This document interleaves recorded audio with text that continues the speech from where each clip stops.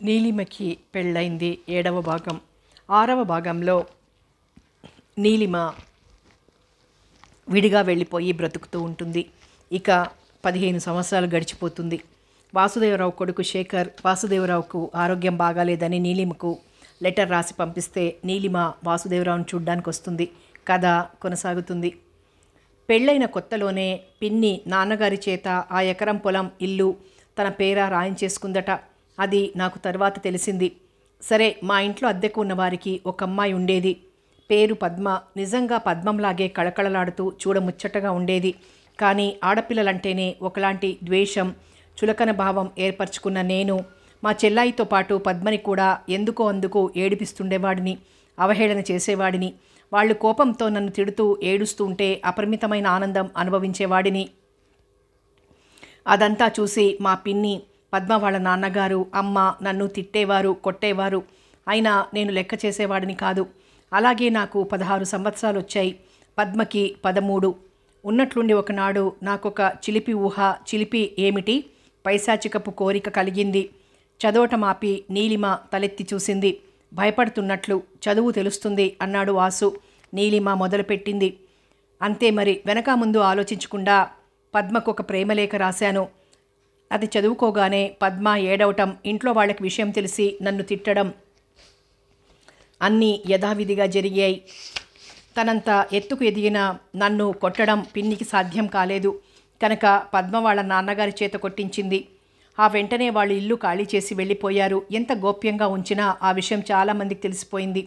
దాంతో ఆడపిల్లలున్న వాళ్ళు మా ఇంటికి అద్దెకు రావటానికి భయపడిపోవటం, చాలా రోజులు ఆ వాటా ఖాళీగా ఉండిపోవటం జరిగింది. అద్దె లేక డబ్బుకి ఇబ్బంది, ఊళ్ళో ఒకలాంటి చెడ్డ పేరు. దీంతో ప్రాణం విసిగి పిన్ని నన్ను మా అత్తయ్య దగ్గరికి, అంటే నాన్నగారి చెల్లెల దగ్గరికి పంపేసింది. అక్కడైనా నాకేమంత సుఖంగా లేదు. కానీ మామయ్య చేతిలో బెత్తం పట్టుకుని నా ఎదురుగా కూర్చుని నాకు చదువు చెప్పి 2 ఏళ్లలో మెట్రిక్ పాస్ చేయించాడు. ఆ తర్వాత ఎలాగో బొటాబొటి మార్కులతో BA కూడా పాస్ అయ్యాను. ఆ వేసంగులలో మా బంధువుల అమ్మాయికి ఆ ఊళ్ళోనే పెళ్ళైంది. అన్నట్టు చెప్పలేదు కదూ, అత్తయ్య గారి ఊరిలో నాకు కొంతమంది స్నేహితులు ఏర్పడ్డారు. మేమంతా కలిసి చేసే అల్లరి, ఆకతాయి పనులని గురించి ఊరంతా విడ్డూరంగా, విసుగ్గా, కోపంగా చెప్పుకునేవారు. వారు అత్తయ్య, మామయ్య ఎంత మందలించినా నేను దారిన పడలేదు. సరే, మా బంధువుల అమ్మాయి పెళ్లికి వేరే ఊళ్ళ నుండి కూడా చుట్టాలు చాలామందే వచ్చారు. వారిలో ఒక అమ్మాయి ఉంది. పేరు రోహిణి. రోహిణి ఒక నక్షత్రం పేరు కదూ. నక్షత్రంలాగే కళ్ళు, ముఖము, కాంతులు విరజిమ్ముతున్నట్లుండేవి. ఆ పెళ్లికి మా ఇంటితో పాటు ఊళ్ళో ఇంకా చాలా ఇళ్ల వాళ్ళకి పిలిపొచ్చింది. అంటే నాకు, కొంతమంది నా స్నేహితులకి ఆటోమేటిక్గా ఆహ్వానం అందినట్లయింది. ఆ పెళ్లికి వచ్చిన ఆడపిల్లల్ని, ముఖ్యంగా రోహిణిని బాగా ఏడిపిస్తుండేవాళ్ళం. అదేమిటో మాకు అందమైన అమ్మాయిల్ని చూస్తే మరీ చిలిపితనం పుట్టుకొచ్చేది.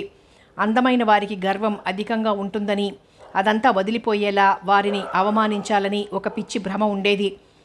అమ్మాయిలు కనిపించినప్పుడల్లా ఏవో అర్థం పర్థం లేని మాటలు అనటం, వాళ్ళు కోపంగా చూస్తుంటే ఆనందంగా నవ్వుకోవటం, లేకపోతే ఇంకా ఇంకా జోకులు వెయ్యటం, ఇలా చేస్తూ ఉండేవాళ్ళం.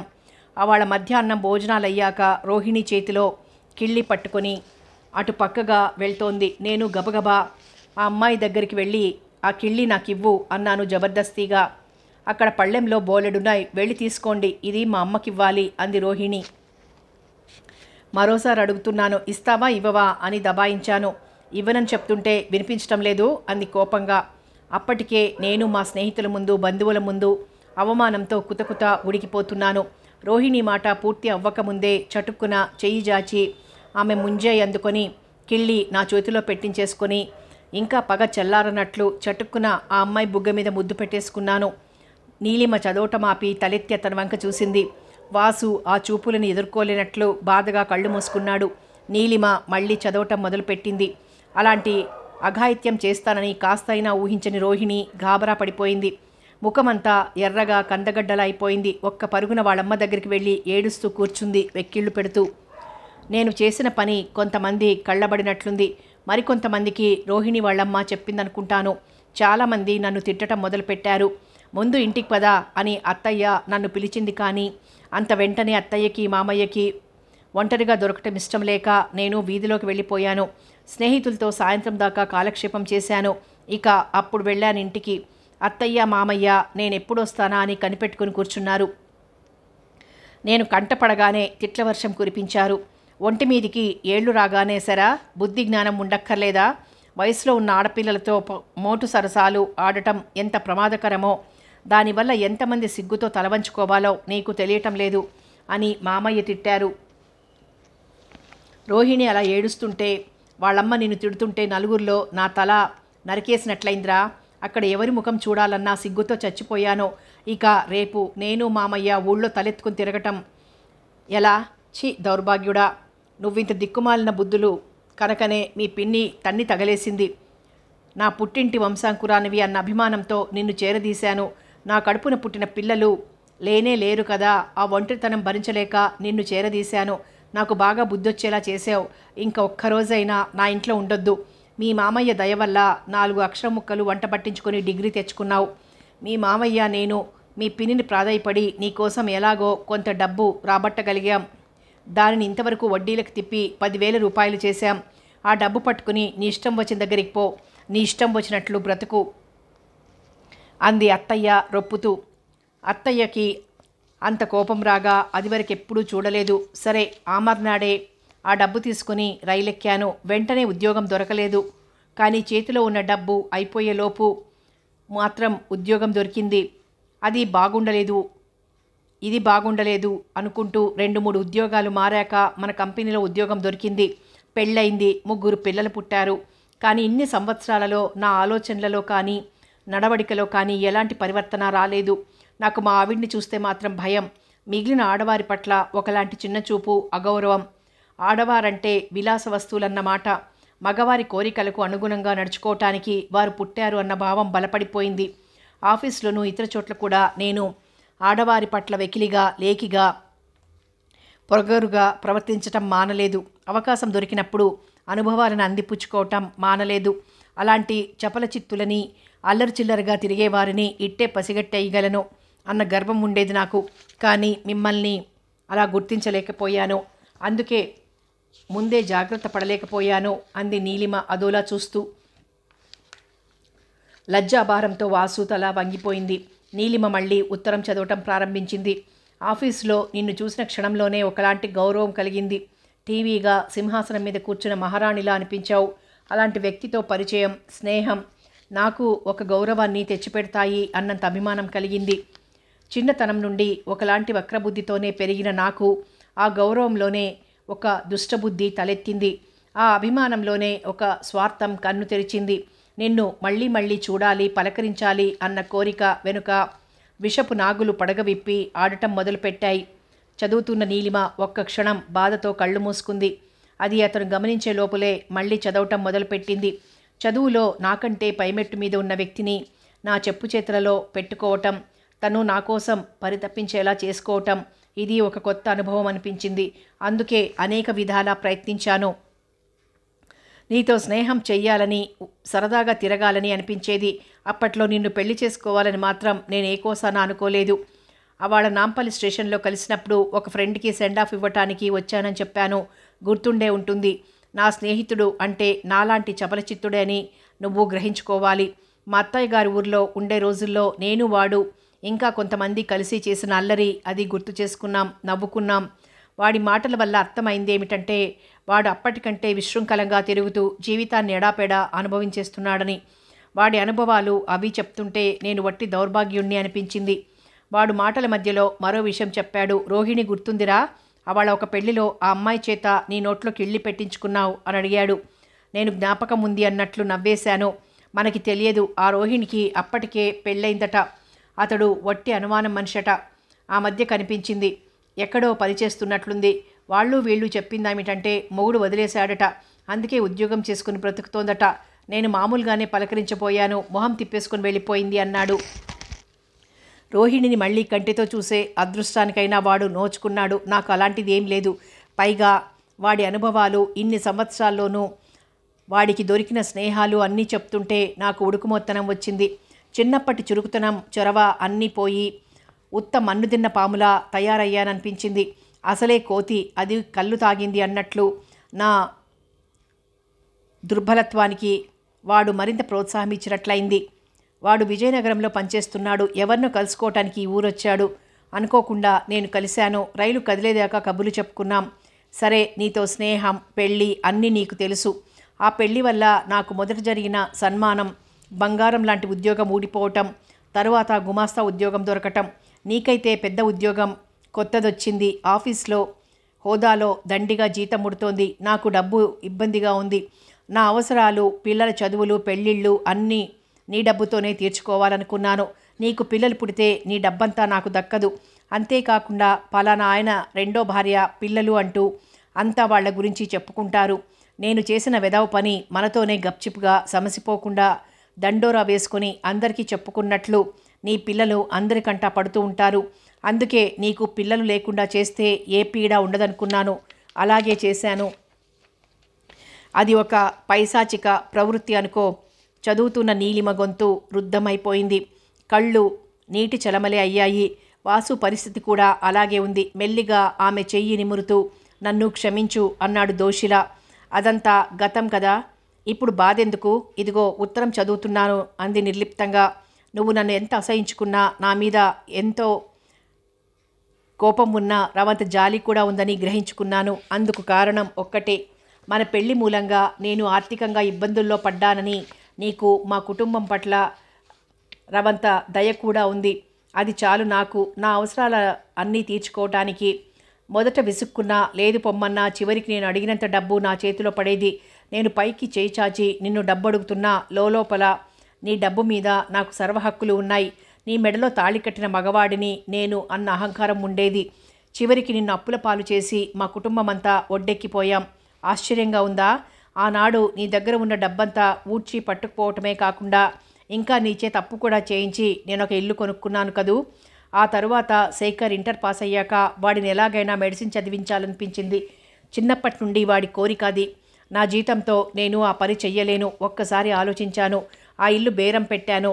మంచి సెంట్రల్ లొకాలిటీలో ఉండటం వల్ల నేను జన్మలో ఊహించినంత ధర వచ్చింది.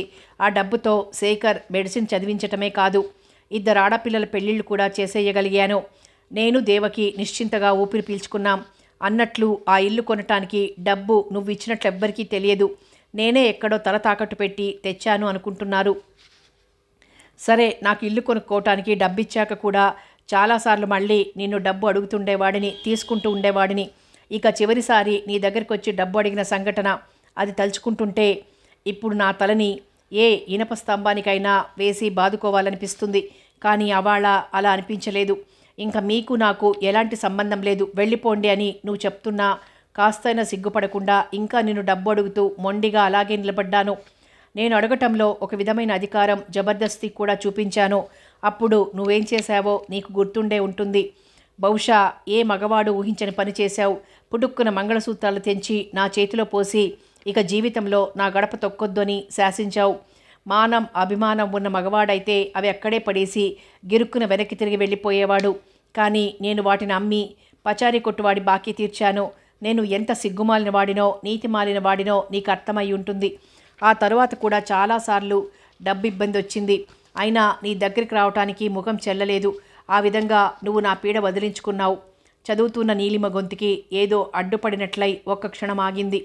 ఆనాడు నేను చేసింది తప్ప, శాస్త్రోక్తంగా తాళి కట్టిన భర్తకి కూడా కేవలం ఉంపుడుగత్తె అని నలుగురి చేత అనిపించుకుంటూ చివరికి ఆ భర్త అభిమానానికి, అనురాగానికి కూడా నోచుకోకుండా జీవితమంతా చిన్నాభిన్నం అయిపోయిన స్త్రీ అలా చెయ్యటం తప్ప ఎవరు ఇచ్చారు ఈ తీర్పు? ఒకవేళ ఏ న్యాయస్థానమైనా అలాంటి తీర్పు ఇచ్చినా నేను దాన్ని అంగీకరించను.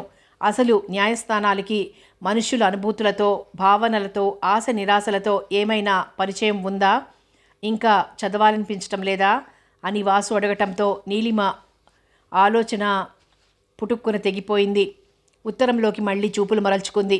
ఆ ఇల్లు అమ్మేశాక మేము చాలా కాలం ఒక ఇంట్లో అద్దెకుండేవాళ్ళం. మా ఇంటి పొరుగున ఒక కుటుంబం ఉండేది. తండ్రి, తల్లి, కొడుకు. తండ్రి హఠాత్తుగా జబ్బు చేసిపోయాడు. మొదటి నుండి ఉన్న పరిచయంతో ఆవిడ ఏ సహాయం కావాల్సి వచ్చినా మమ్మల్ని అడుగుతుండేది. ఆ అబ్బాయి కృష్ణ మా ఇంట్లో మా పిల్లలతో కలిసిమెలిసి చనువుగా తిరుగుతుండేవాడు. చదువులో మాత్రం అంత శ్రద్ధ ఉండేది కాదు. మా వాళ్ళంతా వాడికి అస్తమానం చెప్తుండేవారు, కష్టపడి చదువుకో, తెలియందేమైనా ఉంటే మేం చెప్తామని. వాడది చెవిన పెట్టలేదు. తర్వాత క్రమంగా మా ఇంటికి రావటం తగ్గించేసి ఇంకెవరితోనో స్నేహం చేయటం మొదలుపెట్టాడు. క్రమంగా కొన్ని దుర్వసనాలు కూడా అలవడ్డాయి. అలాంటి స్థితిలో ఓ రోజు వాళ్ళమ్మ మా ఇంటికొచ్చి, మా కృష్ణ మీ వసుమతిని పెళ్లి చేసుకుంటానంటున్నాడు అంది. వింటున్న మేమంతా ఆశ్చర్యంతో తలమునకలైపోయాం. వాళ్ళది మన కులం కాదు, పోనీ ఈ రోజులలో కులం పట్టింపు అక్కర్లేదనుకున్నా కృష్ణ వసుమతి కంటే మరీ తక్కువ చదువులో ఉన్నాడు. పైగా ఎన్నో చెడు అలవాట్లున్నాయి. వాడికి బంగారం లాంటి పిల్లని ఎలా ఇవ్వగలం? అలా స్పష్టంగా చెప్పకుండా అమ్మాయికి ఇప్పుడిప్పుడే పెళ్లి చేయాలనుకోవటం లేదు అన్నాం. పెళ్ళైనా వెంటనే చదువు మానక్కర్లేదు. వసు చదువుకుంటుంది, కృష్ణ చదువుకుంటాడు. వసు సహవాసంలో వాడు మరింత శ్రద్ధగా చదవగలుగుతాడు. అంతేకాదు, వసు గట్టిగా ప్రయత్నిస్తే వాడి చేత ఆ చెడు స్నేహాలు, చెడు అలవాట్లు మాన్పించగలదు. ఆ ఆశతోనే నేను వాడి కోరికని బలపరుస్తున్నాను. మీరు కాదనకండి అంటూ కూర్చుంది. ఇదేం ప్రారంధంరా బాబు, ఏదో సామ్యం చెప్పినట్లు చుట్టమై వచ్చి దయ్యమై పీక్కుతింది అన్నట్లు పొరుగువారు కదా అని కాస్త స్నేహంగా మంచిగా ఉండేసరికి ఇలాంటి కోరిక కోరుతున్నారు అని అందరం మాలో మేము విసుక్కున్నాం. ఆవిడకి మాత్రం ఈ పెళ్లి జరగదని గట్టిగా చెప్పేశాం. ఆవిడ ఊరుకోకుండా వాళ్ళ ఇంటి పక్కనున్నామెతో మళ్ళీ రాయవారం పంపించింది. మేము గట్టిగా చెప్పి పంపించేశాం. ఆవిడ మళ్ళీ మాకు బాగా తెలిసిన పెద్ద మనిషితో కబురు పంపింది. మాకు ఏదేదో చెప్పి ఒప్పించాలనుకున్నాడు. మేము ఒప్పుకోలేదు. ఈ వ్యవహారం మొదట ఒకరిద్దరికి తెలిసింది. తరువాత వారి ద్వారా ఇంకెంతమందికో తెలిసి మీ అమ్మాయిని పలానా కృష్ణకిచ్చి పెళ్లి చేస్తారట కదా అని నన్ను అడగటం దాకా వచ్చింది. నా తల తిరిగిపోయింది. దేవకి బోరున ఏడుస్తూ కూర్చుంది. అవును, కాలేజీలో కూడా ఓ ఫ్రెండు నన్ను అడిగింది. ఇంకా 4 రోజులకి అందరికీ తెలుస్తుంది. నేను అక్కడ తలెత్తుకొని తిరగలేను, ఇంకా కాలేజీకి వెళ్ళనంటూ వసు గొడవ మొదలుపెట్టింది. కాలేజీ మానేసినంత మాత్రాన ఈ దరిద్రం వదులుతుందా? మాయదారి సంత వచ్చి పడింది. ఆ కృష్ణగాడు వాళ్ళమ్మ 10 రోజులకు ఒకసారి పెళ్ళి అంటూ రావటమో ఎవరి చేతో కబురు పంపటమో చేస్తూ ఉంటారు. ఈ గొడవంతా ఇప్పుడు 100 మందికి తెలిసింది. రేపు ఊరందరికీ తెలుస్తుంది. మన పరువు పోతుంది. నలుగురిలో నవ్వుల పాలవుతాం. దీనికి పరిష్కార మార్గం ఒక్కటే, వెంటనే అమ్మాయి పెళ్లి చేసేయటమే. ఇక అప్పుడు కానీ ఆ తల్లి కొడుకులు నోరు మూసుకోరు.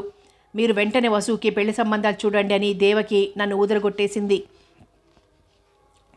ఆలోచిస్తే దేవకి చెప్పింది సరైన పరిష్కారమేమో అని నాకు అనిపించింది. అట్టే తిరగనక్కర్లేకుండానే ఓ మంచి సంబంధం కుదిరింది. పెళ్ళైంది. వసుమతి అత్తవారింటికి వెళ్ళిపోయింది. సుఖంగా సంసారం చేసుకుంటోంది. 2 పిల్లలు పుట్టారు. పెళ్ళైన ఇన్నేళ్లకి ఈ మధ్యే మా అల్లుడికి ఎలా తెలిసిందో కానీ కృష్ణ విషయం తెలిసింది.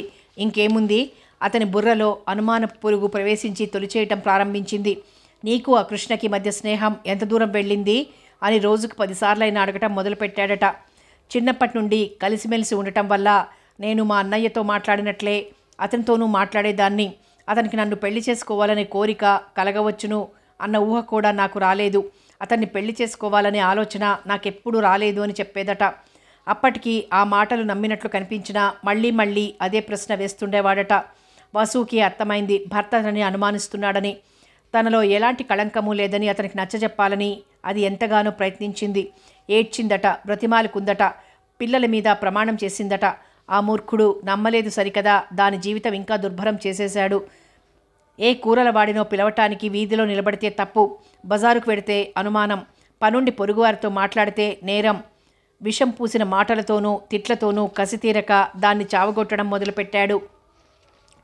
నాకు తెలుసు మీ స్నేహం చాలా దూరం వెళ్ళుంటుంది. అందుకే మీ బాబు నీ చదువు మధ్యలో మాన్పించి హడావిడిగా ఈ పెళ్లి జరిపించేశాడు. నువ్వు నాకు అక్కర్లేదు, ఆ కృష్ణగాడితోనే ఉండు అని ఒకనాడు వసుని పిల్లల్ని పంపించేశాడు. 2 నెలలైంది. అప్పటి నుండి నా మనసుని చిత్రిక పెట్టేస్తున్నంత బాధ. నన్ను మళ్ళీ చదువుకుని బిఏ పరీక్షకు వెళ్తానంది ప్రైవేటుగా వసు. పిల్లలకి తనకి కాస్తైన ఆధారంగా ఉంటుందని 4 పిల్లలకి ట్యూషన్లు చెప్పటం మొదలుపెట్టింది. ఆ స్థితిలో నా కూతుర్ని మనవలని ఇంట్లో చూస్తుంటే నా గుండెలు పగిలిపోతున్నాయి. కడుపు చెరువైపోతోంది. నా చిన్నతనంలో పెద్దవాళ్ళు అనుకుంటూ ఉంటే వినేవాడిని, పుణ్యం చేసిన మనుషులు చచ్చిపోయాక స్వర్గానికి వెళ్తారని, పాపం చేసిన వాళ్ళు నరకానికి వెళ్తారనీను. నరకంలో యమధర్మరాజు, భూలోకంలో వాళ్ళు చేసిన పాపాలకి శిక్షలు విధించి అనేకమైన బాధలు పెడతాడని, ఆ పాపమంతా పరిహారం అయ్యేదాకా వాళ్ళలా భయంకరమైన శిక్షలు అనుభవిస్తూ నరకంలోనే ఉండాలని అనేవారు.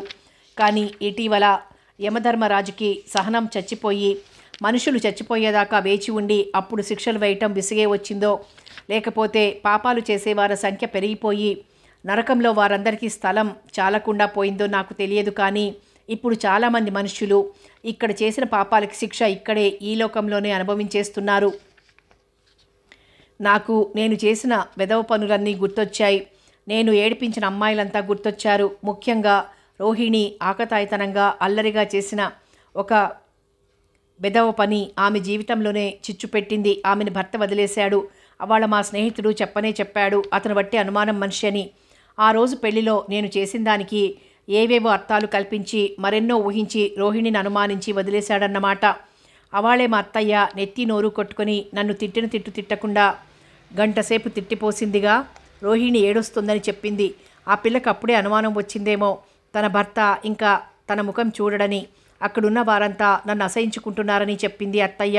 సిగ్గుతో తను తల ఎత్తుకోలేకపోయానని చెప్పింది. అవన్నీ అతని దాకా వెళ్లకుండా ఉంటాయా? ఇంత జరిగాక ఏ మగాడైనా భార్యని ఏలుకుంటాడా? మా అల్లుడు చేసిన పని అదే కదా. ఏమో ఎక్కడైనా మంచి మనుషులు దొడ్డ మనసు కల మనుషులు ఉంటారేమో కానీ రోహిణికి ఆ అదృష్టం లేదు. ఆమె బ్రతుకు కన్నీటి కడలే అయిపోయింది. ఆమె ఉసురు నాకు తగిలింది. అందుకే నా జీవితంలో ఇంతటి విషాదం చొచ్చుకుని వచ్చేసింది. వసుని పిల్లల్ని నా కళ్ళ ముందే దురదృష్టవంతులుగా శాపగ్రస్తులుగా చూస్తూ నేను కుమిలిపోవాలని భగవంతుడు నాకు శిక్ష విధించాడు. నిజం చెప్తున్నాను నీలిమ, మా వసు వట్టి అమాయకురాలు. అది ఏ పాపము ఎరుగదు. అలాంటి శిక్ష దానికి పడవలసింది కాదు. చూసావా, నా బిడ్డ వంతు వచ్చేసరికి నేను ఇంత ఆర్భాటం చేస్తున్నాను, గుండెలు పగిలిపోయేలా ఏడుస్తున్నాను. మరి రోహిణి మాత్రం అమాయకురాలు కాదా? ఆమె తల్లిదండ్రులు ఇన్ని సంవత్సరాల నుండి ఏడవటం లేదా? అదంతా నేను అనుభవించాలిగా. మరి ఒక్క రోహిణికి అని కాదు, నేను ఇంకా ఎన్నో అత్యాచారాలు చేశాను. ఒకనాడు నేను ప్రేమలేఖ రాసిన పద్మ బ్రతుకు ఏమైందో తెలియదు. నీ జీవితం సరే నాశనం చేశాను. ఆ పాపాలన్నీ నన్ను కట్టి కుడుపుతాయి. ఎప్పుడో చచ్చిపోయాక నరకంలో అనుభవించవలసిన శిక్ష ఇక్కడే అనుభవించేస్తున్నాను. మీ అందరికీ చేతులెత్తి నమస్కరించాలని ఉంది. చూసావా, ఈ కనువిప్పు నాకు అంత పెద్ద దెబ్బ తగిలితే కానీ కలగలేదు. నేను చేసిన పాపానికి నా బిడ్డ బలైపోయింది. అదే నా బాధ. ఏ దేవతలైనా కరుణించి నా అల్లుడి అనుమానం తీరి మళ్ళీ నా బిడ్డ బ్రతుకు బాగుపడితే ఎంత బాగుంటుంది. అది సాధ్యమా? ఇప్పుడు నాకు అనిపిస్తూ ఉంటుంది, అసలు నేనెందుకు అలా తయారయ్యానో, అంత అల్లరి చిల్లరిగా తుంటరిగా ఎందుకు ప్రవర్తించాను అని. నాకొక్కటే సమాధానం దొరుకుతుంది. పిల్లల్ని సన్మార్గంలో నడిపించి వారికి విద్యాబుద్ధులు నేర్పించి ప్రయోజకుల్ని చేయటం, వారు మనసున్న మనిషిగా మానవత్వం గల వ్యక్తిగా గర్వంగా తలెత్తుకుని తిరగగలిగే అర్హత కల్పించటం అంతా తల్లిదండ్రుల చేతిలో ఉందేమోననిపిస్తుంది. ముఖ్యంగా తల్లి ప్రేమతో లాలనతో పెరుగు ముద్దలు తినిపిస్తూనే పిల్లలకి వివేకాన్ని విజ్ఞతని కలిగిస్తుంది. అవసరమైతే కాస్త కసురుకుని అయినా పిల్లల్ని సన్మార్గంలో పెడుతుంది. నాకు అలాంటి ప్రేమ, ముఖ్యంగా తల్లి ప్రేమ కరువైంది. దేవుడా, మా అమ్మని నాకు ఊహ రాకముందే ఎందుకు తీసుకుపోయావు అని 1,00,000 సార్లు అడిగాను. అయినా సమాధానం చెప్పడు. పోనీ అమ్మ లేకపోయినా నాన్నైనా నా పట్ల కాస్త దయగా ఉండొచ్చుగా. నాకొక సవతి తల్లిని తెచ్చాడు. ఆ సవతి తల్లి అయిన స్త్రీమూర్తిలో సహజమైన మాతృత్వపు మమతని వాత్సల్యాన్ని నా పట్ల ఎందుకు చూపించలేదు? నన్ను పరాయివాడిగా చూసి నాకు అభిమానాన్ని కరువు చేసి నా మనసుని గాయపరచడం ఎందుకు జరిగింది? చిన్నతనం నుండి విధి నా పట్ల చాలా నిర్దయగా అన్ని ప్రేమలకి దూరం చేసింది. నన్ను పసితనంలో కలిగిన ఆ గాయాలే, ఆ ప్రతీకార వాంచే నన్నిలా దుర్మతిగా మార్చింది. ఎంతోమంది అమాయకుల పట్ల అసహ్యంగా ప్రవర్తించి వాళ్ళకన్నిటికీ కారణమైంది. ఇప్పుడు నేను భగవంతుడిని ఒక కోరిక కోరుకుంటున్నాను. వచ్చే జన్మలో కూడా నేను మనిషిగానే పుట్టాలి. అది కూడా మగవాడిగానే పుట్టాలి. నాకు తల్లి ప్రేమ కరువవ్వకూడదు. అమ్మ చేతిలో ముద్దుగా పెరిగి ఒక పరిపూర్ణ మానవుడిగా నిష్కళంకమూర్తిగా నిలబడాలి. పరాయి స్త్రీలో ఒక మాతృమూర్తిని, ఒక సహోదరిని చూడగలిగే దొడ్డ మనసు, అభిమానం నాకుండాలి. ఎక్కడ స్త్రీలు పూజింపబడుదురో అక్కడ దేవతలుంటారు అన్న వేదవాక్యాన్ని నిజం చేస్తూ ఈ భువిని దివిగా మార్చటానికి సర్వశక్తులు ధారపోసే పురుషులలో నేను ఒకడిగా ఉండాలి. అక్కడితో ఉత్తరం ఆగిపోయింది. నీలిమ కాగితాలు మడతపెట్టి అతని వంక జాలిగా చూసింది. వసు గడపలో కాలు పెట్టిన దగ్గర నుండి నా గుండెల్లో మంట బయలుదేరింది. గతంలో నేను చేసినవన్నీ ఒక్కొక్కటే జ్ఞాపకం రావటం మొదలుపెట్టాయి. నీకు చేసిన ద్రోహమంతా మళ్ళీ కళ్ళెదురుగా నిలిచినట్లయ్యేది.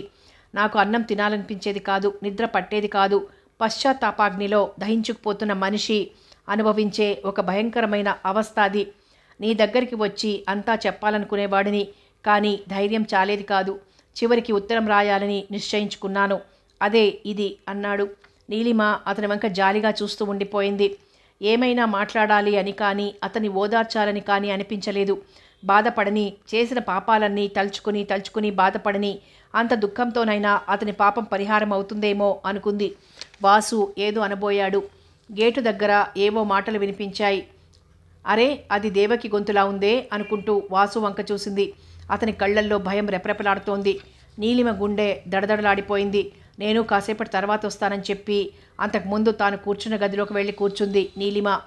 వాసు ఉత్తరం, ఆ కాగితాల కట్ట ఆమె చేతిలోనే ఉంది. అది చూస్తుంటే ఆమె మనసంతా ఏదో అయిపోతున్నట్లుగా, జీవితంలో అంతకు ముందెన్నడూ కలగనంత జాలి మొట్టమొదటిసారిగా కలిగింది ఆమెకి వాసు పట్ల. ఆమె కళ్ళు చెమర్చాయి. ఇన్ని కంతెలు కోశాను, కానీ నా కంతి అంత పెద్ద బాధ ఎవరికీ కలగలేదన్నాడట వెనుకటికొకతను. అందరూ నీ ఎంత బాధపడ్డారు, అది నీకు అనుభవంలోకి ఇప్పుడొచ్చింది. ఇప్పుడైనా గ్రహించుకో. వాళ్ళు బాధతో లబోమని విలువిల్లాడిపోతుంటే నువ్వు మోటుగా కరకుగా వాళ్ళని కసురుకుని వెక్కిరించి వాళ్ళకి ఇంకెంత వ్యధని కలిగించావో అని అతనిని ఇంకొకరు ఎవరో మందలించారట. ఆ ఉదంతం గుర్తొచ్చింది నీలిమకి. ఏ వ్యధ అయినా స్వయంగా అనుభవిస్తే తప్ప దాని లోతు, తీవ్రత, ప్రభావం అర్థం కావు. ఇప్పుడు ఈయన పని అలాగే అయింది.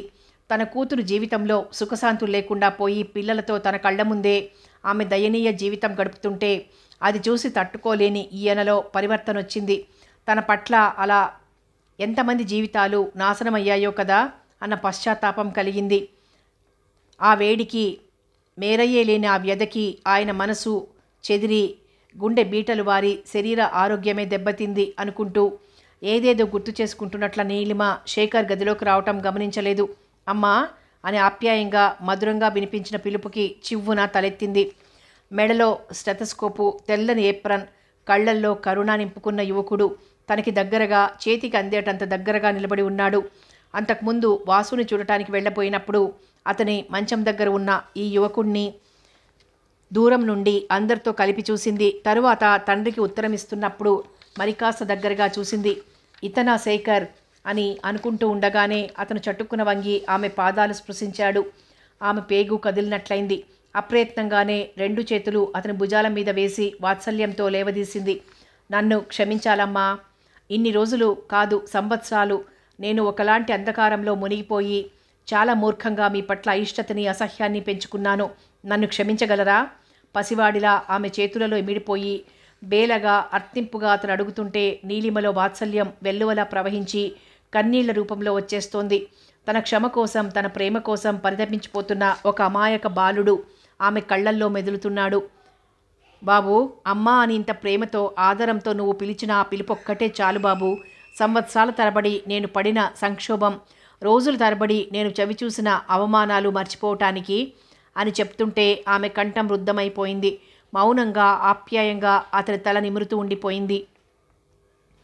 అతను కొత్త వ్యక్తిలా అనిపించటం లేదు. ఏనాడో ఎక్కడో తప్పిపోయిన బిడ్డ ఈనాడు 2 చేతులు చాచి అమ్మా అంటూ ఆలింగనం చేసుకున్నట్లుగా ఉంది.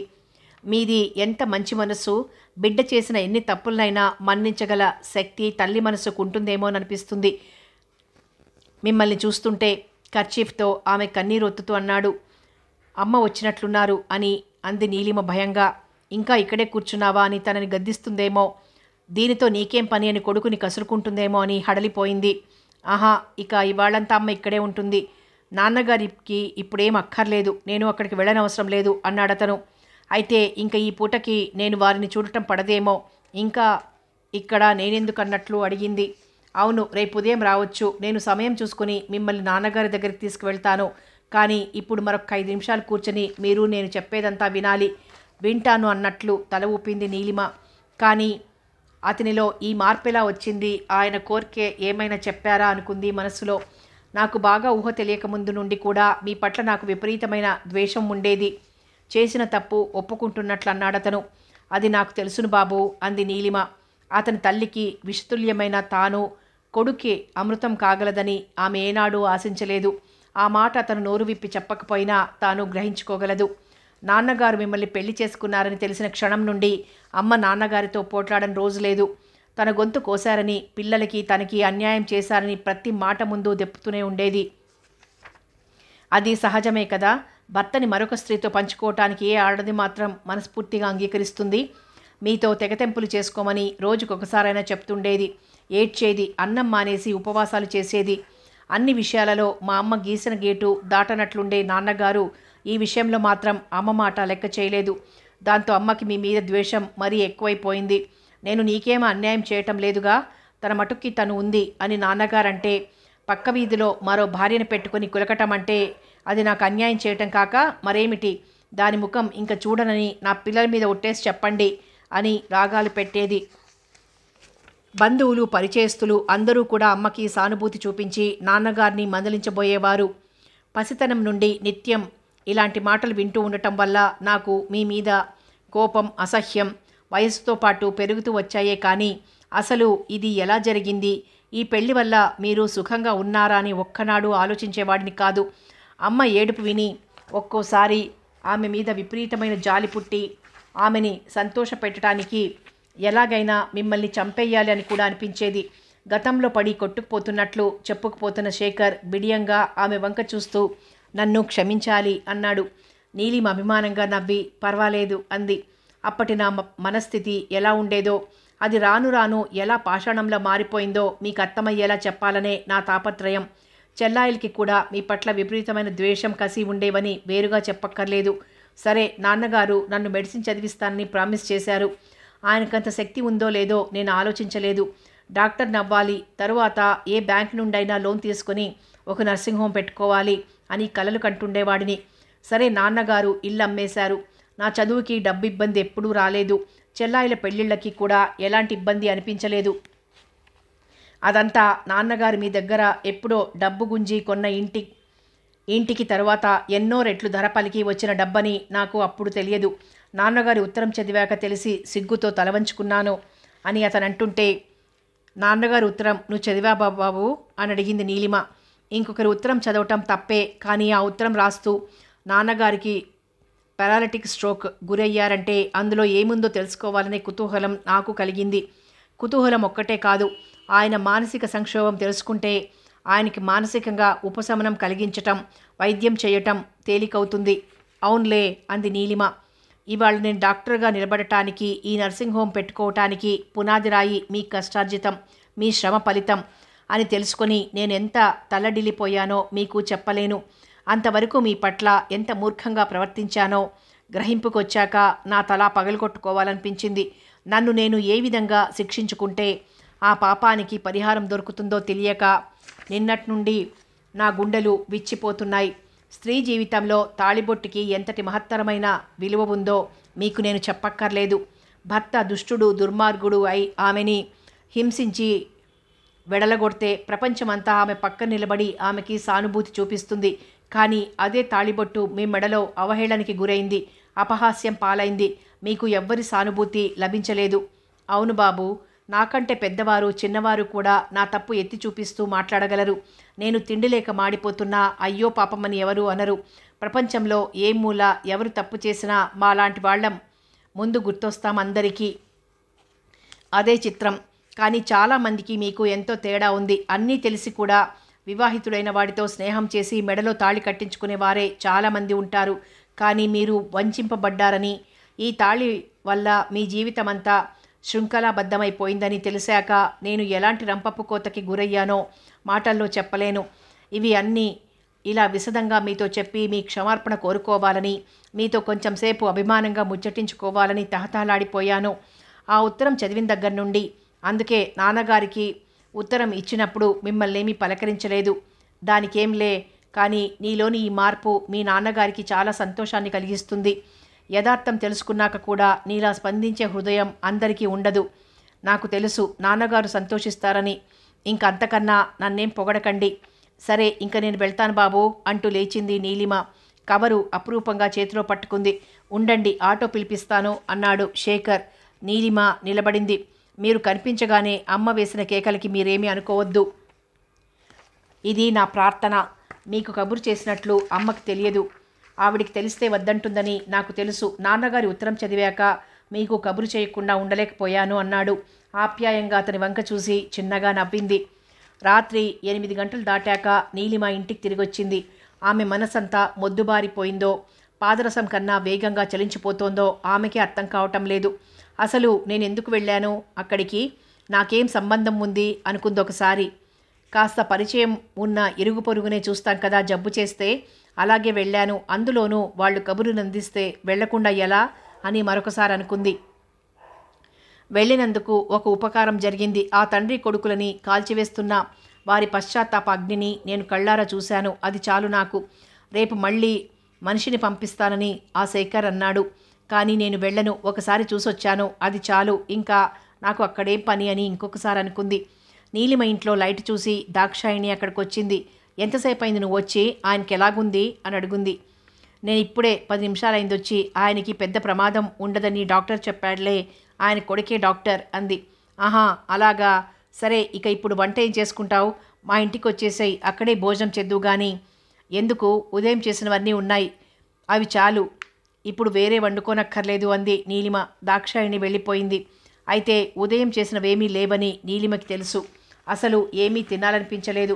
కాస్త మజ్జిగ తాగి పడుకుంది. వెంటనే నిద్ర పట్టలేదు. ఆలోచనలు కందిరీగల తుట్టలా తరుముకొస్తున్నాయి. చివరికి మర్నాడు అక్కడికి వెళ్ళకూడదని మరోసారి నిశ్చయించుకున్నాక కాస్త నిద్ర పట్టింది. తెల్లవారింది. నీలిమ లేచి పనులలో జొరబడిపోయింది. వంట చేసుకుంది, భోజనం చేసింది. ఏ పని చేస్తున్నా శేఖర్ పంపిస్తానన్న మనిషి వచ్చాడేమోనని ఓసారి అనుకోవటం మానలేదు. ఉదయం గడిచి సాయంకాలమైంది. ముందు రోజులాగే రమేష్ వచ్చాడు. మాట్లాడకుండా అతని వెంట నడిచి ఆటోలో కూర్చుంది. ఆటో నర్సింగ్ హోం వైపు పరుగులు పెడుతుంటే మళ్ళీ నీలిమలో ఆలోచన భాండాగారం తెరుచుకుంది. నేనేమని నిర్ణయించుకున్నానో, ఇప్పుడేం చేస్తున్నానో, ఇది నా బలహీనత లేకపోతే ఎంతటి ద్రోహాన్నైనా క్షమించగల ఔన్నత్యమా అని తనంతనే లెక్కలేనన్నిసార్లు ప్రశ్నించుకుంది. కానీ ఆమెకి సమాధానం దొరకలేదు. వృద్ధాశ్రమంలో చేరి ముక్కు మొహం తెలియని వారికి సేవ చేయాలని నిశ్చయించుకున్న నేను పశ్చాత్తాపంతో కుమిలిపోతున్న వ్యక్తికి నా ఉనికి తనకి రవంత స్వాంతన కలిగిస్తుందని ప్రాధేయపడుతున్న వ్యక్తికి సేవ చేయటంలో ఎలాంటి అనుచితం లేదు అనుకుంది. కానీ ఒక్కటి మాత్రం నిజం అనుకుంది మళ్ళీ తనే. మనిషిలో మంచి చెడు, ద్వేషం, అభిమానం, బలహీనత, ఔన్నత్యం ఇవే కాకుండా మానవత్వం అనే మరో మహోన్నతమైన లక్షణం ఉంటుంది. మనిషి మనసుని, ఆలోచనలని అధిగమించి నడుచుకోగల ఒక అలౌకికమైన దివ్యమైన శక్తి ఆ మానవత్వానికి ఉంటుంది. ఇవాళ నలుగురు నన్ను చూసి నవ్వుకోవచ్చు, హేళన చేయవచ్చు. కానీ నా ఉనికి వల్ల ఒక వ్యక్తికి స్వాంతన కలుగుతోంది, మనశ్శాంతి కలుగుతోంది అన్న సత్యం, ఆ స్పృహ చాలు. నేను ఎవరి వెక్కిరింతలని లెక్క చేయకుండా ఉండగలగటానికి. జీవితంలో నేను ఇన్ని సంవత్సరాలు అనుభవించిన కష్టాలు, కన్నీళ్లు, అవమానాలు, అవహేళనలు ఇవేవీ కూడా నాలో మానవత్వాన్ని సమూలంగా నాశనం చేయలేకపోయాయి అన్న నిజం నాకు అపరిమితమైన ఆనందాన్ని కలిగిస్తుంది అనుకుంది. నువ్వు రోజంతా ఇక్కడే ఉండక్కర్లేదమ్మా. మనం ఎవ్వరం లేకపోయినా నాన్నగారిని నర్సులు చాలా శ్రద్ధగా చూసుకుంటారు. నీకు ఇంట్లోనే బోలెడు పనుంటుంది కదా, అటు ఇటు తిరిగి మరీ హైరానా పడిపోకు అని చెప్పాడు తల్లికి శేఖర్. దేవకికి అతని మాటలు సబబుగానే తోచాయి. ఇది తమ స్వంత నర్సింగ్ హోం. ఇక్కడ తన కొడుకే డాక్టర్. నర్సులంతా అతని చేతి కింద పనిచేసేవారు కాబట్టి ఇక్కడ తన భర్తకి ఎలాంటి లోపము జరగదని దేవకికి కూడా నమ్మకం కలిగింది. అది కాకుండా తను ఇక్కడే ఎక్కువసేపు ఉండిపోతే వసుమతికి, తండ్రికి సరైన పథ్యం పాపం వండటం తెలియటం లేదు. పైగా 2 చిన్నపిల్లల్ని చూసుకోవాలి. కోడలు శారద పచ్చి బాలింతరాలు. మామగారి అనారోగ్యం సంగతి తెలిసి రోజుల గుడ్డును తీసుకుని వచ్చేసింది. ఇక కళ్యాణి తండ్రికి పక్షవాతం వచ్చిందని తెలిసి వచ్చిందే కానీ 2 రోజుల కన్నా ఎక్కువ ఉండలేనంది. ఎవరి సంసారం బాధ్యతలు వారికి ఉంటాయి కదా. అందుచేత తను 2 పూటలా ఇంట్లో వంట అది చూసుకుని భర్తకి కావలసిన విధంగా పథ్యం వండి తీసుకొస్తేనే వీలుగా ఉంటుంది అనుకుందామే. దేవకి లేచి వెళ్ళిపోయింది. దేవకి లేని సమయంలో నీలిమ వాసు దగ్గర కూర్చొని ఏవో ఉపచారాలు చేయటం, పళ్ళరసం అవి ఇవ్వటం చేస్తుండేది. ఒక్కోసారి శేఖర్ కూడా ఆ సమయంలో అక్కడ కూర్చొని వారి సంభాషణలో పాల్గొనేవాడు. అది చూసి మనసులోనే చాలా సంబరపడిపోయేవాడు వాసు. ఇంకా నీలిమకేం భయం లేదనుకునేవాడు తృప్తిగా. కానీ ఈ సంతోషం, ఈ సంతృప్తి అతని గుండెలలో మరొక పక్క ఏర్పడిన అఘాతాన్ని పూడ్చలేకపోయాయి. అతని దుఃఖానికి ఉపశమనం కలిగించలేకపోయాయి. నేను ఎంతోమంది జీవితాలతో ఆడుకున్నాను. రోహిణి జీవితం అలా కావటానికి కారణం నేనే. ఆ పాప ఫలితమే నా కూతుర్ని కట్టి కుడుపుతోంది. నేను అదంతా 2 కళ్ళు పెట్టుకుని చూస్తూ కూడా ఏమీ చేయలేకపోతున్నాను. అల్లుడు ఎవరి మాట వినటం లేదు. దాని బ్రతుకు అంతా అలా తెల్లవారవలసిందే. నా పాపానికి నిష్కృతి లేదు అనుకుంటూ అహర్నిశలు పశ్చాత్తాపంతో బాధతో కుమిలిపోతుండేవాడు. మనోవ్యాధికి మందే లేదంటారు. మరి డాక్టరు ఎంత తెలివైన వాడైతేనేం, ఎంత కావలసిన వాడైతేనేం, ఆ వైద్యం అందుకే అతనికి పట్టివ్వటం లేదు. అక్కడికి శేఖర్ ఇంకా పెద్ద డాక్టర్లని, అనుభవజ్ఞులైన వారిని తీసుకొచ్చి చూపిస్తుండేవాడు. అయినా ఏం ప్రయోజనం లేకపోయింది. మొదట చాలా మైల్డ్ అటాక్ అనుకుని ఎంతో ధైర్యంగా ఉన్న అందరినీ కలవరపెట్టడం మొదలుపెట్టింది. ఒక 10 రోజులు అలా తీసుకుని ఆ మానసికమైన శారీరకమైన బాధల నుండి అతను విముక్తి పొందాడు. ఒక మనిషి జీవితం ముగిసిపోయింది. నీలిమ తన ఇంటికి వెళ్ళిపోయింది. తరువాత జరగవలసిన తతంగం యథావిధిగా జరిపించాడు శేఖర్ తమ ఇంటిలో. వాసు పోయి 13 రోజులైంది. కర్మకాండంతా శేఖర్ యథావిధిగా ముగించాడు. వచ్చిన బంధువులంతా వెళ్ళిపోయారు. అరవిందుల జీవిత చరిత్ర చదువుతున్న నీలిమకి హఠాత్తుగా ఆ విషయం స్ఫురించింది. ఇదేమిటి, నాకింకా ఆ కుటుంబాన్ని గురించిన ఆలోచనలు వస్తున్నాయి అనుకుని మనసు పుస్తకంలోని విషయాల మీదికి మళ్లించబోయింది. ఇంతలో వీధిలో తలుపు తట్టిన చప్పుడైంది. నీలిమ తలెత్తి గడియారం వంక చూసింది. 5 గంటలవుతోంది. బయట కాంపౌండ్లో మాలి పూల చెట్లకి పైపుతో నీళ్లు పెడుతున్న సవ్వడి వినిపిస్తోంది. దాక్షాయిణి మనవలు స్నేహితులతో కలిసి ఆడుకుంటున్న కలకలం వినిపిస్తోంది. పిల్లలు చదువుకోవటానికి వచ్చేసినట్లున్నారు. నేనింకా గదైనా శుభ్రం చెయ్యలేదు. నిన్న వాళ్ళిచ్చిన పరీక్ష పేపర్లు దిద్దటం కూడా పూర్తి కాలేదనుకుంటూ లేచి 2 చేతులతోనూ తల మీద వెంట్రుకలు ఒకసారి సరిచేసుకుని వెళ్ళి తలుపు తెరిచింది. ఎదురుగా శేఖర్, శారద, వారి పక్కనే దేవకి నిలబడున్నారు. నీలిమ మాటా పలుకు కోల్పోయిన దానిలా, అసలు తను చూస్తున్నదేమిటో నమ్మకం లేనిదానిలా కళ్ళు అలా విప్పార్చుకుని చూస్తూ ఉండిపోయింది. లోపలికి వస్తామమ్మా అన్నాడు శేఖర్. నీలిమ మౌనంగా యంత్రంలా పక్కకు జరిగింది. వాళ్ళ ముగ్గురు లోపలికొచ్చి చాప మీద కూర్చున్నారు. కూర్చో నీలిమ అంది దేవకి తానే అతిథి మర్యాద చేస్తున్నట్లు. నీలిమ వెళ్ళి వాళ్ళ పక్కన కూర్చుంది. నిన్న సాయంకాలంతో మా ఇల్లు ఖాళీ అయిపోయింది. చుట్టాలంతా వెళ్ళిపోయారు. అప్పుడు శేఖర్ నాతో ఏదో చెప్పాలన్నాడు. నీకు సంబంధించిన విషయమైతే అస్సలు నేను వినను అన్నాను. మొదట ఎంత మాత్రం వినకూడదని నిశ్చయించుకున్నాను కూడా. నన్ను బ్రతిమాలుకొని ప్రాధేయపడి చివరికి కోపగించుకుని ఎలాగో ఈ మధ్యాహ్నానికి అది చెప్పటం పూర్తి చేశాడు. నాకు కుతూహలం కలిగి శ్రద్ధగా విన్నాను. అంతా విన్నాక నాకు నీ మీద జాలి, సానుభూతి విపరీతంగా కలిగాయి. దేవకి ఒక్క క్షణం ఆగింది. నీలిమ ఏదో మాట్లాడాలనుకుని కూడా ఏం మాట్లాడాలో తెలియని దానిలా మౌనంగా ఉండిపోయింది. మళ్ళీ దేవకే మొదలుపెట్టింది. అంతా తెలిసాక కూడా నాకు నా ప్రవర్తన పట్ల సిగ్గు, బాధ కలగటం కానీ, నిన్ను క్షమార్పణ అడగాలనే కోరిక కానీ కలగలేదు. నేను ఉన్నమాట చెప్తున్నాను. నా ప్రవర్తనలో నాకు ఎలాంటి అనుచితం కనిపించలేదు. తన భర్త మరొక స్త్రీ మెడలో కూడా తాళి కట్టాడు అని తెలుసుకున్న ఏ స్త్రీ అయినా అలాగే ప్రవర్తిస్తుంది. అంతకన్నా ఔదార్యంగా ప్రవర్తించే వారు, సవతిని కూడా స్వంత తోబుట్టువులా చూసుకునేవారు ఏ కోటికో ఒకరుంటారేమో. నేను అలాంటి దేవతను కాను, మామూలు మనిషిని. అందుకే నా ప్రవర్తనలో ఎలాంటి చెడు లోపం నాకు కనిపించలేదు. వింటున్న నీలిమ 2 కళ్ళల్లోనూ నీటి పొర పేరుకుపోయింది. ఎటువంటి కృత్రిమ భావం, నటన లేని స్వచ్ఛమైన దేవకి మనసు అవగతమవుతుంటే ఈమె నన్ను క్షమించమని అడగటమేమిటి? అసలు అలాంటి కోరిక నాకు కలగనే కూడదు అనుకుంది. దేవకి అసలు ఏం చెప్పాలనుకుంటోంది? ఆమె మాటలు ఎటు నుండి ఎటు తిరుగుతాయి అన్నది కాస్త కూడా అర్థం కాని శేఖర్, శారద ఆ ఇద్దరిని మార్చి మార్చి చూస్తూ ఉండిపోయారు. భగవంతుడు మన ఇద్దరి జీవితాలతోనూ ఇలా ఎందుకు ఆడుకున్నాడో నాకు అర్థం కావటం లేదు. జరిగిపోయిన కాలాన్ని ఒక్కసారి వెనక్కి తీసుకువచ్చి మనకి జరిగిన అన్యాయాలని సవరించుకోగల శక్తి ఎవ్వరికీ లేదు. అదంతా అనుభవించేశాం.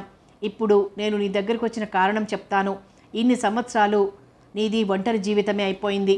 ఇక ముందు కూడా అలాగే సాగటం నాకు ఇష్టం లేదు.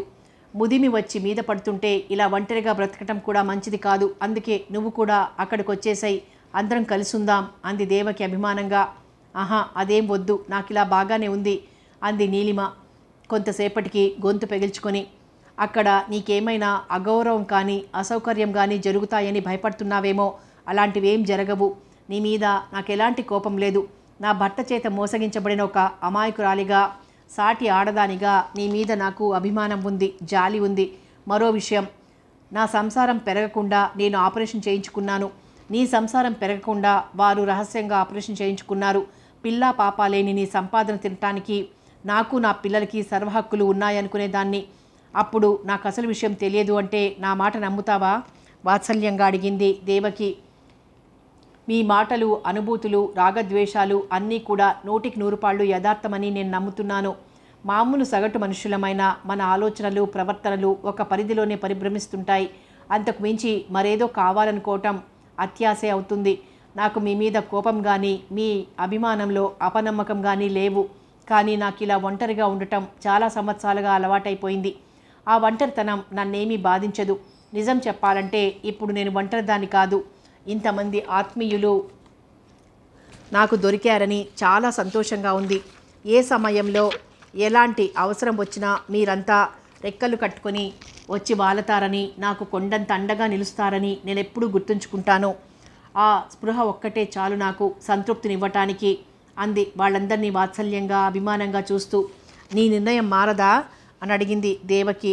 నీలిమ చిన్నగా నవ్వుతూ మారదు అన్నట్లు తల ఊపింది. పోనీ ఒకటి అడుగుతాను, తీరుస్తావా?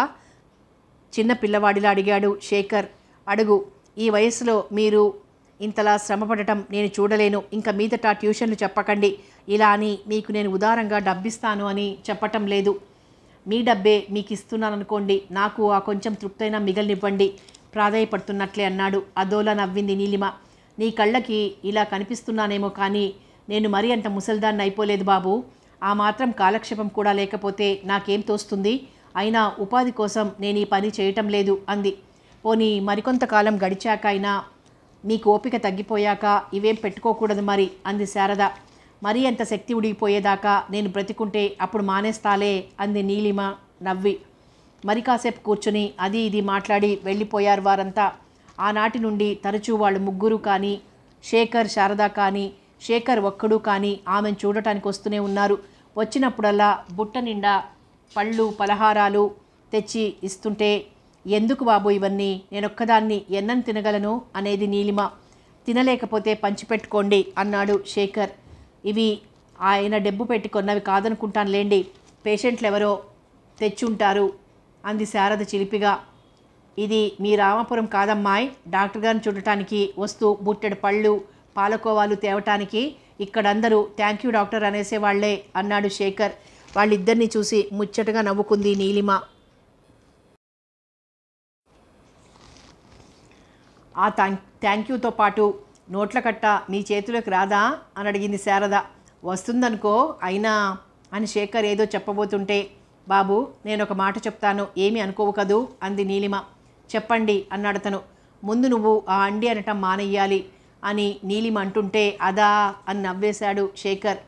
వైద్య విజ్ఞానం ఎంత అభివృద్ధి సాధించినా సామాన్యులు ఇంకా మధ్యతరగతి వారు కూడా దానిని అందుకోలేకపోతున్నారు అన్న సంగతి నీకు తెలుసనుకుంటాను. ఒకవేళ ప్రాణం మీద తీపితో వారు ఆ వైద్యం చేయించుకుని తీరాలి అనుకుంటే కొంపగోడు, భూమి, పుట్ర అన్నీ అమ్ముకుని బికార్లైపోవాల్సి వస్తోంది. అన్నీ తెలుసమ్మా నాకు. అందుకే పేదలకి సహాయపడాలనే ఉద్దేశంతోనే మన నర్సింగ్ హోంలో అన్ని రకాల ఫీజులు చాలా తక్కువగా పెట్టాను. ఈరోజు ఈ జంట నగరాలలో ఉన్న అన్ని నర్సింగ్ హోంలతో పోల్చి చూస్తే మన నర్సింగ్ హోం చాలా చవక. అయితే తనకు మారిన ధర్మం లేదు అన్నట్లు జీవితం అంతా ప్రజాసేవకే అంకితం చేస్తానని నేను చెప్పను. కానీ మరీ అత్యాశకి పోకుండా, ధనార్జనే నా లక్ష్యం అనుకోకుండా పేదలకి సాయపడాలన్నదే నా జీవిత ధ్యేయం. మీ కష్టార్జితంతో చదువుకున్న నా చదువు సద్వినియోగం అవుతుంది. ఆ పుణ్యమంతా మీదే అని అతనంటూ ఉంటే నీలిమ కళ్ళు చెమ్మగిల్లాయి. శేఖర్ మాటలు కేవలం అతని పెదవుల మీ నుంచి కాకుండా అతని హృదయపు లోతుల్లోంచి వస్తున్నాయని ఆమెకు అర్థమైంది.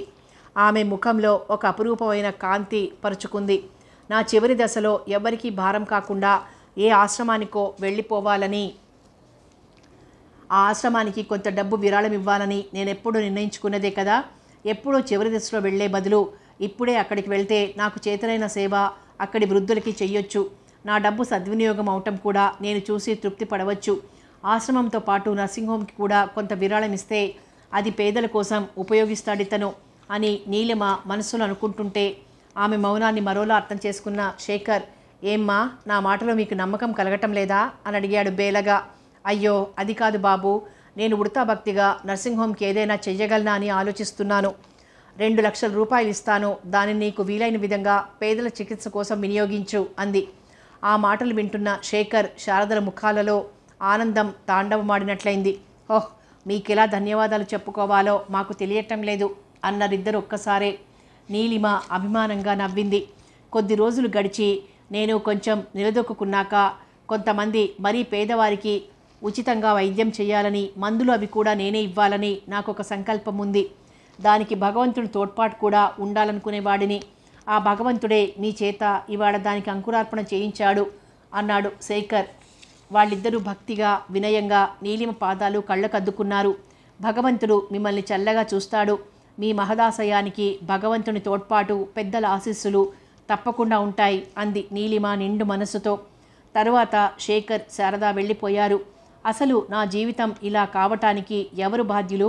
అంతా భగవంతుని ఏర్పాటు అని మనసు రాయి చేసుకోవాలా? అమ్మ వాళ్ళ బాధ్యత కూడా ఉందా?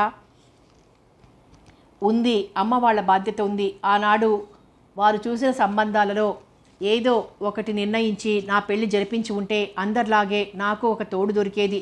కష్టంలో సుఖంలో నా పక్కన నిలబడి నాతో పాటు ఏడ్చి నాతో కలిసి నవ్వే భర్త, పిల్లలు ఉండేవారు. కానీ అమ్మ వాళ్ళకి ఏది నచ్చలేదు. ప్రతి సంబంధంలోనూ ఏదో ఒక లోటు కనిపించేది వారికి. అసలు వారికి ఏం కావాలో, ఎలాంటి సంబంధం అయితే నచ్చుతుందో వారికే తెలియలేదనుకుంటాను. పెద్ద సంబంధాల కోసం కట్నాలు పొయ్యలేకపోతే కాస్త తక్కువలో ఉన్న సంబంధమైనా చూసుకుంటే బాగుంటుంది. వారు అది చెయ్యలేదు. ఇంకా అమ్మాయి ఇంత చదువుకుంది కనుక అంతకన్నా ఎక్కువ చదువుకున్నవాడు కావాలని, అమ్మాయి ఇంత సంపాదిస్తోంది కనుక అంతకన్నా పెద్ద ఉద్యోగస్తులు కావాలని కోరికలు పెంచుకున్నారు.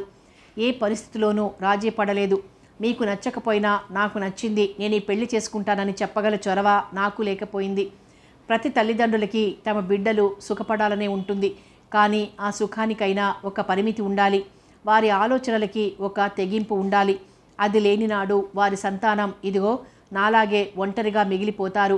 చివరికి ఆ ఒంటరితనం భరించలేక తమంత తాము ఒక తోడు వెతుక్కుంటారు కొంతమంది. ఆ వెతుక్కోవటంలో ఒక్కోసారి పొరపాటు జరిగిపోతూ ఉంటుంది. అందుకు అమ్మాయిలని నిందించి లాభం లేదు.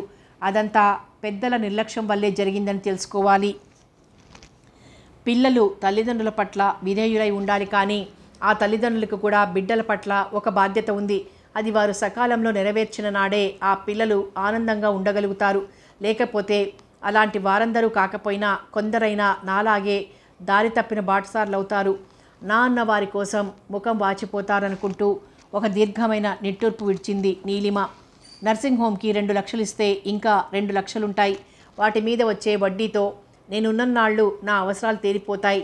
నా తరువాత ఆ డబ్బు ఆశ్రమానికి చెందేలా రాసేస్తాను. ఈ వారంలోనే అన్ని ఏర్పాట్లు పూర్తి చేసి ఆశ్రమంలో చేరిపోతాను. ఈ శేఖర్ వాళ్ళు అక్కడికి వచ్చి నన్ను కలుసుకుంటూ ఉంటారు అనుకుంది నీలిమ ఒక నిర్ణయానికి వస్తూ. సమాప్తం. నీలిమకి పెళ్ళైపోయింది. నవల సమాప్తం. మరో మంచి నవలతో మళ్ళీ కలుసుకుందాం.